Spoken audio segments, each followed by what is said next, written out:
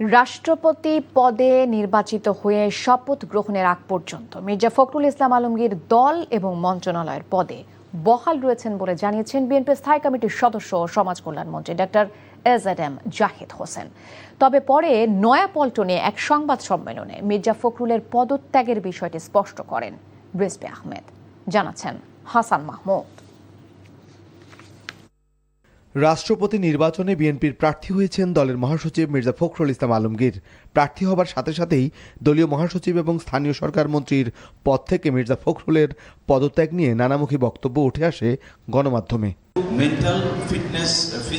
রাজধানীর পল্টনে মোহাম্মদ আলী বক্সিং স্টেডিয়ামে জাতীয় কিক বক্সিং চ্যাম্পিয়নশিপ 2026-এর উদ্বোধন শেষে মির্জা ফখরুল ইসলাম আলমগীরের পদত্যাগ বিষয়ে সমাজ কল্যাণ মন্ত্রীর কাছে জানতে চান সাংবাদিকরা।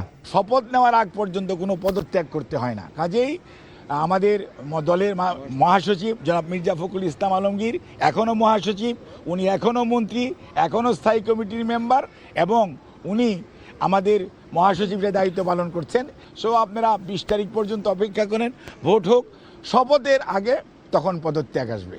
শপথের আগ পর্যন্ত পদত্যাগ করার কোনো সাংবিধানিক এবং নির্বাচন কমিশনের কোনো বাধ্যবাধকতা নেই। সংসদীয় গণতন্ত্রে রদ বলার একটা স্বাভাবিক প্রক্রিয়া।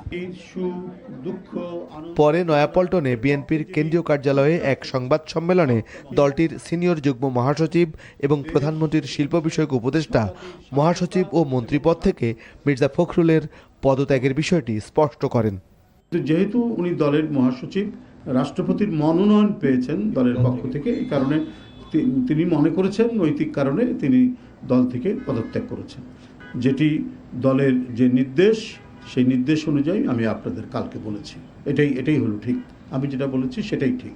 সমাজ কল্যাণ মন্ত্রী যেটা বলেছেন আমার বলার মধ্যে কোনো কন্ট্রাডিকশন নেই।